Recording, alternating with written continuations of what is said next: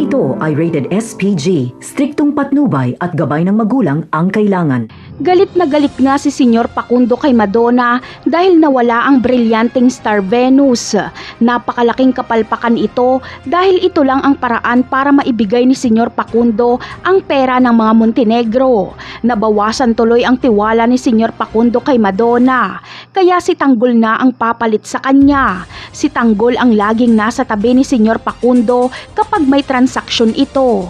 Samantala, dahil hindi nga kumpleto ang perang ibibigay ni Senyor Facundo kay Ramon, ay ramdam niyang magkakagulo.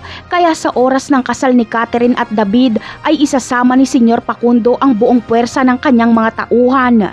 Kaya makakarating si Tanggol sa kasal.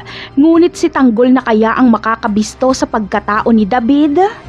Sa ibang eksena naman ay babalik nga si Tanggol at ang kanyang mga tauhan sa lugar kung saan binaril niya si Jacobe at nawala ang star Venus.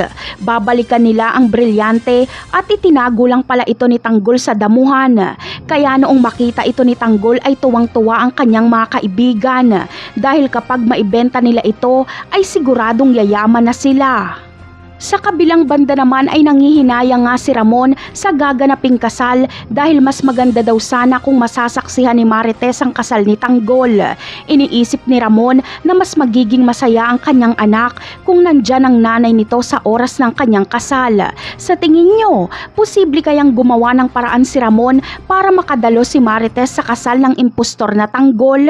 Yan ang aabangan natin sa mga susunod na episode. Paalam!